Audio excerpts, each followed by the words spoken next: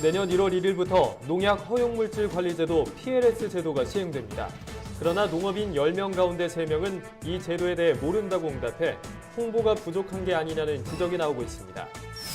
지난 10일 열린 국정감사에서 국회 농림축산식품해양수산위 위원들이 농협 등 상호금융기관의 비과세 예탁금 일몰기한 연장 촉구 결의문을 만장일치로 채택했습니다.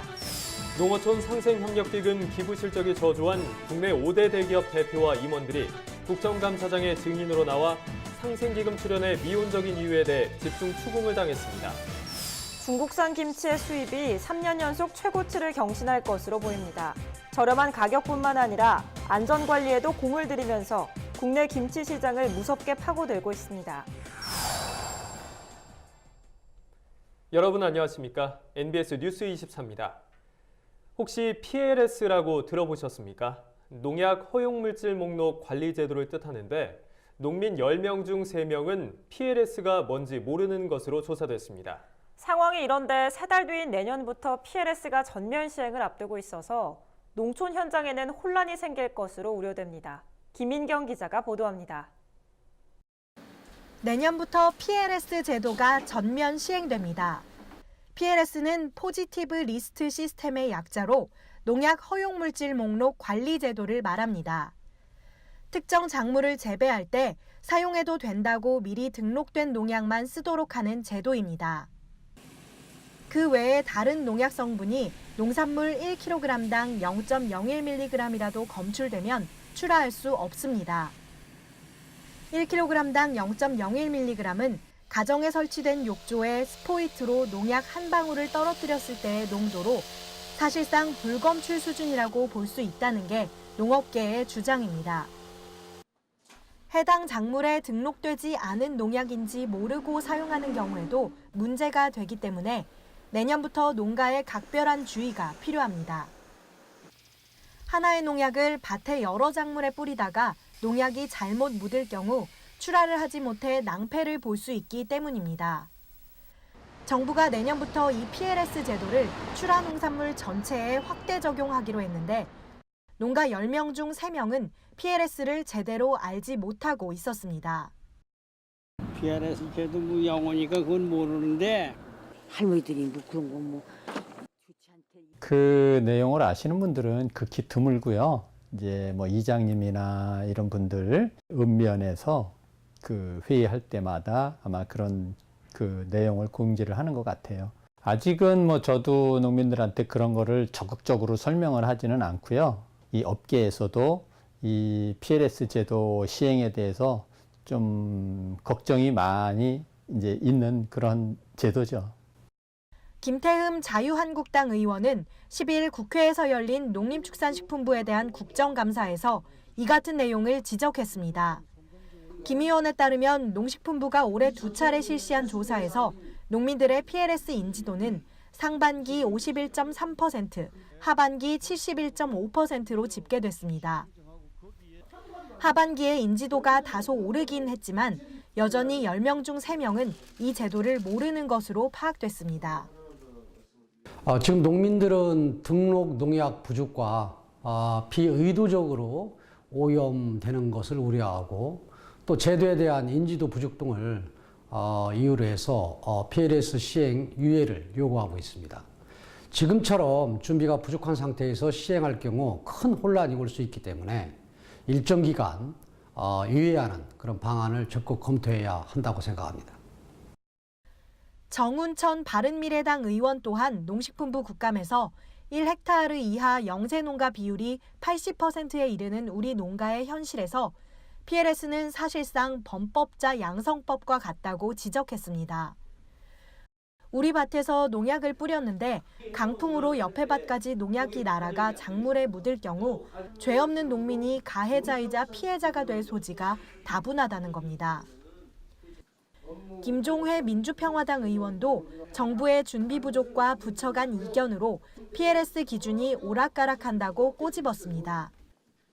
김 의원은 정부가 약효와 약해 검사 없이 작물별 농약 등록을 밀어붙이고 있다면서 항공방제에 따른 피해자가 생기면 누가 책임지느냐고 목소리를 높였습니다. 답변에 나선 이계호 농식품부 장관은 8월에 발표한 관계부처 합동 보완 대책을 면밀히 점검하고 비의도적 혼입에 따른 피해를 막기 위한 추가 대책을 관계부처와 적극 협의하겠다고 밝혔습니다. NBS 뉴스 김인경입니다. 지난 10일 열린 국정감사에서 국회 농림축산식품해양수산위원회는 상호금융기관의 비과세 예탁금 일몰기한 연장 촉구 결의문을 채택했습니다. 농협 등의 준조합원 고객에게도 비과세 혜택을 종전처럼 주자는 겁니다. 박동민 기자가 보도합니다. 국회 농해수위가 10일 열린 국정감사에서 농협 등의 비과세 예탁금 일몰기한 연장 촉구 결의문을 만장일치로 채택했습니다. 앞서 정부가 국회에 제출한 조세특례제한법 개정안은 상호금융기관이 취급하는 3천만 원 이하 예탁금의 이자소득 비과세 혜택 대상에서 농협 등의 준조합원을 제외하는 것이 골자입니다. 준조합원의 비과세 혜택이 없어지면 농협을 비롯한 농촌형 상호금융기관의 예탁금이 대거 빠져나가 농촌 경제가 급격히 위축될 것으로 농업계는 우려하고 있습니다. 농해수위는 결의문에서 정부는 농축협, 수협, 산림조합의 비과세 예탁금 가입 대상에서 준조합원을 제외하지 않아야 한다면서 농해수위 위원 모두는 주어진 권한과 역량을 집결해 해당 상임위원회인 기획재정위원회가 농해수위의 요구대로 조세특례제한법 개정안을 조속히 처리할 것을 요청한다고 밝혔습니다. 특히 황주홍 농해수위 위원장은 결의문 채택을 통과시켜 눈길을 끌었습니다. 황 위원장은 그동안 농축협과 수협, 산림조합은 비과세 예탁금을 기반으로 얻은 수익을 농어민 지원과 농수산물 수급 안정에 사용해왔다고 설명했습니다. 상호금융기관 출자금 예탁금의 준조합원 비과세 혜택이 줄어들게 되면 농협, 수협, 산림조합의 유동성 위기와 경영난 문제가 초래될 것이었습니다. 농업인을 위한 서민금융기관이 제 역할을 할 수 있도록 이 문제에 대해서 정부의 전향적인 입장 전환을 촉구했고 정부의 적극적 협조를 약속받았다는 말씀을 드립니다. 또 만약 준조합원에 대한 비과세 혜택이 폐지되면 이들 기관의 농어민 지원이 줄어들 수밖에 없다면서 비과세 혜택을 현행대로 유지해야 한다고 강조했습니다. NBS 뉴스 박동민입니다. FTA 자유무역 협정 수혜 대기업들이 농어민들을 지원하기 위해 매년 1,000억 원씩 1조 원을 조성하기로 한 농어촌 상생협력기금. 삼성, 현대, LG 등 국내 5대 대기업 관계자들은 국감장에서 상생기금 무관심에 대한 여야 의원들의 질타를 받고 상생기금 출연을 적극 검토하겠다고 약속했습니다. 최서영 기자입니다. 한중 FTA 국회 비준을 앞둔 2015년 11월 당시 여야정 협의체는 농어민을 돕고자 매년 1,000억 원씩 10년간 1조 원 규모의 상생기금을 조성하기로 했습니다. 하지만 1년 6개월이 지난 현재 모금액은 378억 원이 전부. 이마저도 FTA와 연관성이 적은 공기업이 대부분 낸 것이고 대기업 출연금은 4억 원이 전부입니다. 올해 상황만 보더라도 여전히 미미한 수준입니다.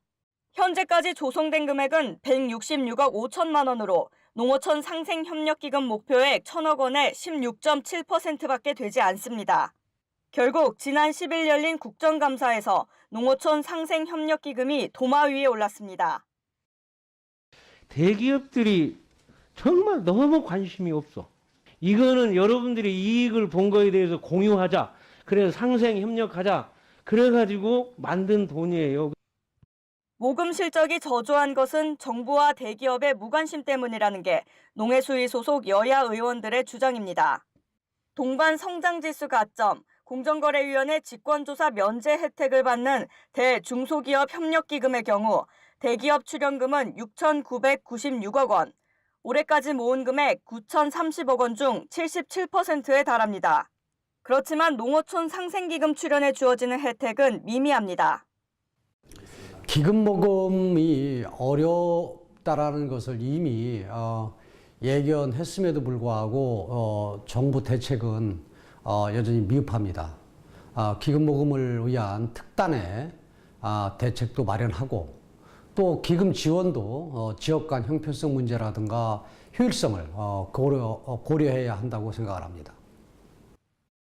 국정감사장의 증인으로 출석한 삼성전자, 현대차, SK, LG전자, 롯데 5대 그룹 관계자를 향해 농어촌 상생기금 출연의 미온적인 이유를 집중 추궁한 여야 의원들. 이에 5대 그룹 관계자들은 도시와 농어촌이 균형적으로 발전할 수 있도록 상생기금 출연을 적극적으로 검토하겠다고 약속했습니다. MBS 뉴스 최서영입니다.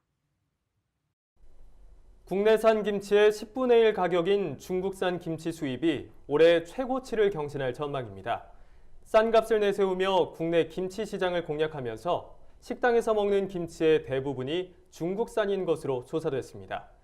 매섭게 국내 김치 시장을 파고드는 중국산 김치 수입 증가 원인은 무엇이고 국내 농업계에는 어떤 영향을 끼치는지 신건 기자가 취재했습니다. 인천에 위치한 한 중국산 김치 수입 유통업체입니다. 중국에 있는 공장에서 만든 김치를 국내에 수입해 국내에 유통하고 있습니다.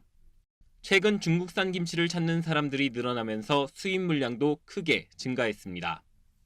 지금 창고에 보관되어 있는 건 보통 한 2,000톤 정도 되는 것 같고요. 수입량은 지금 여름을 기점으로 해가지고 조금 많이 는 상태입니다. 실제로 포털 사이트 검색창에 중국산 김치를 입력해보니 상자 포장부터 대형 비닐에 담은 벌크형까지 상품 종류만 수백 건이 넘는 건 물론이고 엄격한 수입 통관 기준이 적용된 제품 등 안전을 강조하는 문구가 많이 눈에 띄었습니다. 중국산 김치가 해썹 인증을 획득하고 있을 정도로 위생이나 안전관리에도 공을 들이고 있는 것으로 파악됐습니다. 관세청과 한국농촌경제연구원에 따르면 국내 중국산 김치 수입량은 2016년 25만 3,432톤 최고치를 찍었는데 지난해 2만 2천여 톤이 증가한 27만 5,631톤을 찍어 이 기록을 갈아치웠습니다. 또 올해 9월까지 기록된 수입량만 20만 7천여 톤으로 예년과 같은 추이라면 연말에는 28만 톤을 넘어서며 2016년 이후 3년 연속 최고치를 경신할 것으로 보입니다. 이처럼 중국산 김치 수입이 급증하는 첫 번째 원인은 바로 저렴한 가격. 가격은 보통 국내산 10kg 기준으로 해서 한 절반 정도라고 생각하시면 됩니다. 중국산 식자재가 이제 조금씩 변하고 있기 때문에 이런 식자재 마트 쪽에서 직접 구매해 가시는 분들이 좀 있을 수 있기 때문에 좀 수량은 좀 늘었다고 보는 게 맞다고 봅니다. 게다가 중국산 김치의 부정적인 인식을 개선하기 위해 철저한 품질 관리와 청결한 위생 관리로 국내 시장 공략 전략을 세우고 있습니다. 이러한 중국산 김치 수입량 급증은 국내 농가에 큰 영향을 끼치고 있습니다. 지난해 국내로 수입된 중국산 김치는 27만 톤. 이를 모두 국내산으로 대체한다면 국내산 배추의 60만 톤의 소비를 늘릴 수 있다는 계산이 가능합니다. 또한 김치를 담글 때 쓰이는 고춧가루도 국내산으로 대체한다고 가정하면 8,250톤의 국내산 소비 증대 효과를 거둘 수 있습니다. 일단은 배추, 무 같은 직접적인 엽근 재료의 소비가 줄 수밖에 없는 것이고 국내산 고추라든지 여러 가지 양념 채소류까지도 소비가 줄어드는 파급 효과가 나겠다라고 하는 것은 분명한 일이죠. 채소나 양념 채소류 수급은 김치 수입과 밀접한 관련이 있는 만큼 중국 현지 상황과 국내 김치업계 동향을 면밀히 살펴 철저한 대응 방안을 마련해야 할 것으로 보입니다. MBS 뉴스 신건입니다. 살림의 중요성을 일깨워주는 대한민국 산림문화박람회가 인제에서 펼쳐지고 있습니다. 산림 자원을 활용한 다양한 전시와 체험 행사 등이 마련돼 전국에서 다양한 관람객들의 발길이 이어지고 있습니다. 한재영 기자가 보도합니다. 인제의 대표적 명품 숲인 자작나무 숲길. 자연의 향에 이끌리듯 그 길을 따라 걸어 들어가면 국내 산림의 현주소와 미래를 엿볼 수 있는 대한민국 산림박람회가 펼쳐집니다. 산림청이 주최하고 산림조합 중앙회와 인제군이 주관한 축제는 건강한 숲과 함께 편안하고 따뜻한 삶을 주제로 마련됐습니다. 목공예 같은 것도 있고 안에는 또 전국 8도에서 온 산림조합에서 그 특산품을 다 갖고 나온 게 있습니다. 그런 것도 구경하시고 사람이 자연과 살지 않습니까? 그래서 자연과 같이 숨을 쉬며 살기 때문에 그런 걸 같이 하는 하나의 체험과 또 같이 사는 삶에 연결될 겁니다. 자연의 소중함을 일깨우고 산림 문화를 통해 미래 성장 동력을 발굴하기 위해 녹색 일자리와 산림 경영 컨설팅은 물론 자재와 장비, 목조 건축, 등산 등 산림과 관련된 모든 것을 한눈에 살펴볼 수 있도록 했습니다. 목공예 대전 수상작과 전국의 임산물 홍보회장도 마련돼 국내 산림의 우수성과 중요성, 다양성 등도 함께 느낄 수 있습니다. 저희들이 보는 눈으로 보고 만져보고 하니까 나의 건강이 와서 좋아지는 것 같아요. 내가 살림의 보탬이 되는 게 여기도 많이 있구나 하는 걸 느꼈어요. 이 밖에도 이번 박람회에서는 학술 발표와 수포럼, 산림기술 경진대회 등을 통해 산림의 학술적 가치에 대한 공감대를 형성합니다. 대한민국 산림박람회는 오는 14일까지 계속됩니다. 헬로티비 뉴스 한재영입니다. 간추리 뉴스입니다. 범동협은 최근 일자리위원회를 열어 올 하반기에 직원 1,749명을 신규 채용하기로 확정했습니다. 이는 9월 초에 발표했던 1,600명보다 149명 늘어난 수치입니다. 법인별 채용 규모는 농협중앙회와 NH농협은행 등 8대 법인이 700명, 계열사 150명, 지역 농축협 899명 등으로 나타났습니다. 국내 토종 종자 회사인 제일시드바이오가 15년간의 연구 끝에 멜론과 참외의 교배를 통해 육종된 하얀 참외를 개발했습니다. 하얀 참외는 백색 바탕에 녹색 전무늬가 박혀 있고 당도가 높으면서도 아삭한 과육으로 소비자들에게 인기가 있을 것으로 기대를 모으고 있습니다. 전남 영암농협이 농협유통 하나로마트 서울 양재점에 영암 월출산 기찬 메밀 전문점을 열었습니다. 지난 4월 전남 영암읍 남풍리에 1호점을 낸 이후 두 번째 메밀 전문점을 서울에서 개장했습니다. 영암에서 재배된 메밀의 판매 창구로 브랜드를 알리는 계기가 될 것으로 기대되고 있습니다. 최근 5년간 적발된 보험 사기 피해액이 3조 2,223억 원인 가운데 보험사가 환수한 금액은 고작 1,523억 원, 5% 미만에 불과한 것으로 나타났습니다. 보험 사기 피해액 환수 실적이 저조한 이유로는 조사 인력 부족을 꼽았습니다. 2017년 6월 기준 보험사의 보험 사기 조사 인력은 전체 직원의 1.1%에 불과합니다. 저희가 준비한 소식은 여기까지입니다. NBS 뉴스 24 마칩니다. 함께해 주신 여러분 고맙습니다.